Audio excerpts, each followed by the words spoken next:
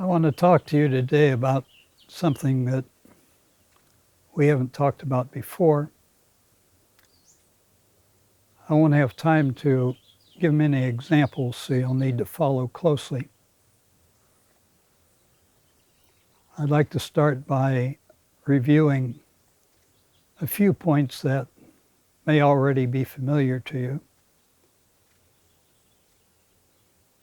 If you are to understand non-duality, you need to first be clear on what is meant by duality. Duality is two or more separate forms. These forms can be material, such as your body, or immaterial, such as thoughts, events. We think of these forms each as a separate entity or a named thing, and each is limited by virtue of being relative.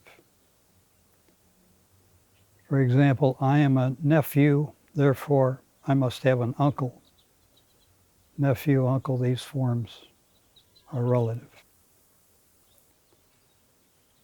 So non-duality means not two. In fact, the Sanskrit word Advaita actually means just that, not two. So non-duality means no division, no separation, no parts. What we're talking about is complete, whole, singular. And non-duality would not be relative in any way. There's only this one thing, so there's nothing for it to be in relationship to. In particular, it wouldn't be relative to duality, because if it were, there'd be duality on one hand and non-duality on the other, and they would be related to each other. So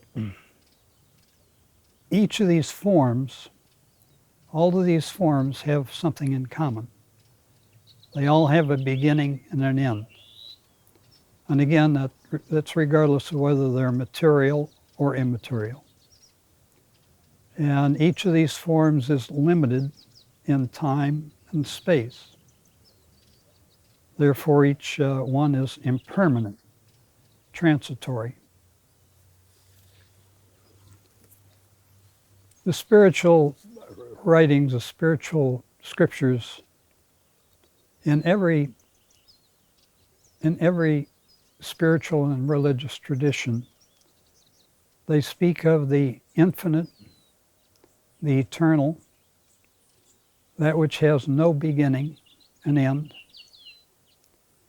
So if there is that which is infinite and eternal and has no beginning and end, it would not be limited to a form. If there is that which is infinite, it would have no boundaries, perimeters, or borders, and it would not be relative to time or space. Time is a measure. Time begins here, ends here. Space begins here, ends here. And so this which is infinite would not have any relationship to time or space. So when you see in the spiritual writing the word non-duality, this is what is being referred to. So this formlessness must be ever present everywhere at all times. By virtue of its infinity, it must be present at every time, every place, and it must surround each of these forms. But by virtue of its being without any boundaries, borders, perimeters, restraints or restrictions, it must also penetrate and saturate and permeate all these forms. In other words, this which we speak of must be exterior to all of this and must also be interior to all that exists.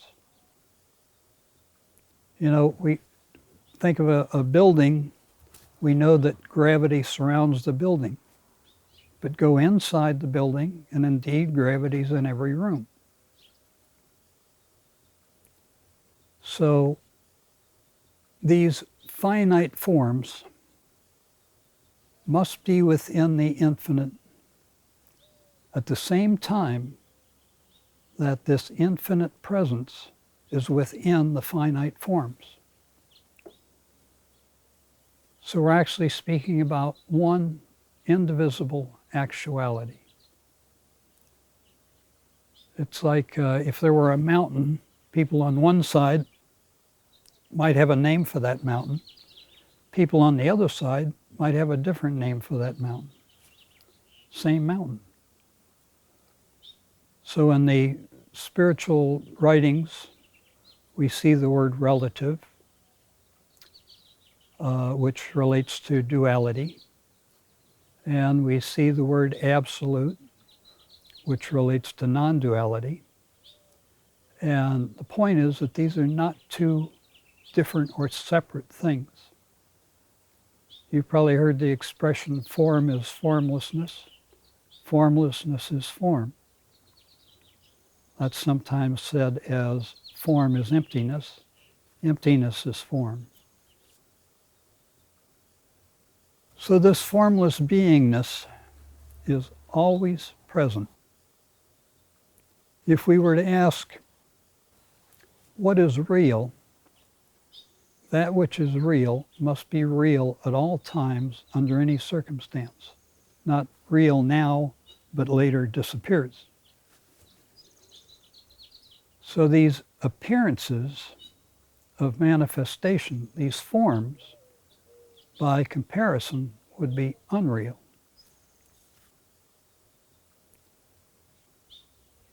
Scientists tell us that we every night go into a deep dreamless sleep, and in that condition there are no forms. There's no self, no mind, no thoughts, no relationships, no others, no world, no universe. Simply empty, formless presence. So superimposed on this empty presence is the dreaming condition when the mind is present, and the waking condition when we are a form among other forms. But if you were to ask, what is my existence in its simplest, most basic form, it would be this condition when you are alive and yet empty. In other words, in this condition of deep sleep, there is no you. So this empty formlessness is prior to the condition that we call our life. In other words, our life is a form. It has a beginning, it has an ending. This empty presence is prior to that, actually runs through our life, and is after that. So our life begins and ends within this empty presence. It would be like a wave on the ocean that appears and disappears and leaves no mark on the ocean. So in that condition, there is no you. There's no you after this condition of presence in life, and after that, there is no you to even know that you ever existed, or to even know that anything ever existed. So the point of this is that in the ultimate sense, all that you say, do, think, or feel are manifestations of this ever-present beingness. But these appearances, these forms, are lacking in ultimate reality. So in the final sense, none of these appearances matter. Emptiness is the real and lasting condition. In the Diamond Sutra, Buddha says, no beginning is the highest truth. No beginning, no ending, the highest truth. In other words, this emptiness is the highest truth. The teachings of Advaita intend to point us towards Ajata, which is the deepest teaching or the highest truth. Ajata is spelled A-J-A-T-A, and it means no creation. No creation. The sixth Chinese patriarch, Huineng, in his poem said in the last two lines, if there is nothing from the start, where can the dust alight? Actually, if there's nothing from the start, there is no dust. But his point is that when we recognize that the ultimate condition is empty, where do all these problems arise for us? So in this ultimate condition, in this empty presence, there are no minds. There's nothing from the start. In fact, there is no relative things. There's no absolute. The relative and absolute are teaching pointers. But when we speak of nothingness, there's nothing there. In fact, in these spiritual writings, they often say that nothing ever happened. There's nothing there to happen. The word emptiness is another word for nothingness, but emptiness suggests that there's something that could be emptied, something to be emptied. When we speak of nothingness, there's not even that. There's nothing. So from the standpoint of this emptiness or nothingness, we don't ask, does it exist or doesn't it exist? This is beyond existence or non-existence. Nothing. In the Heart Sutra, it says, all phenomena are emptiness. They are not born. In emptiness, there is no consciousness, no body, and no mind. There is no form, no origin. So we see all of these forms and we see them as existing. But all existence is temporary. It all has the quality of a dream or an illusion, not lastingly real, superimposed on emptiness. Buddha in the Diamond Sutra said, an illusion, a dream, view all created things like this. Someone sent me a book recently by the Dalai Lama, and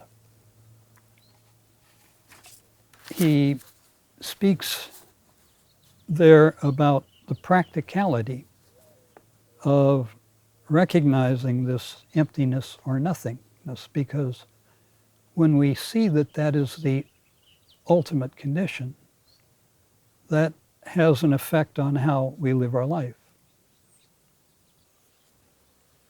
Let me read a few quotes from it. All phenomena are empty. Emptiness pervades not only our own individual ego or sense of self, but the whole of reality. That emptiness is its ultimate nature or mode of being. To realize that is to see through the deception of ignorance. Freedom from ignorance is called nirvana. Realizing emptiness is directly related to our quest to purify our mind of afflictive emotions like hatred, anger, and desire. We project onto things a status of existence and a mode of being which is simply not there. This understanding of emptiness is one of the principal factors of the true path, for such an insight cuts right through the illusion created by the misapprehension of grasping things and events as existing. We realize the emptiness of all phenomenon, not just the mind and body of the individual. I'd like to add to that a few quotes from my books. In my estimation, any teaching which assists one to connect with the reality of the sheer emptiness of their existence, in life or death, is a practical teaching. Fortunately, we have the capacity to realize, while we are alive, that ultimately nothing really matters. Considering that ultimately nothing really matters, how much anguish should we invest in our temporal, impermanent, relative fixations in the meantime? It is this awareness which is the conscious state of the thoroughly self-realized. As a consequence, his attention is merely on the moment, as one is when witnessing the unfolding of a dream. Wherever he looks and whatever he views, he sees only impermanence, emptiness, recognizing that he who sees is no less empty. His life, the world, the universe, can cease to be, even to have ever been, at any moment. This recognition, this awareness, dictates his every movement, every one of which holds the amusing importance of potentially being his last. So he has, in a sense, died before one dies, and his absence or non-existence is as much in his conscious awareness as is his momentary presence.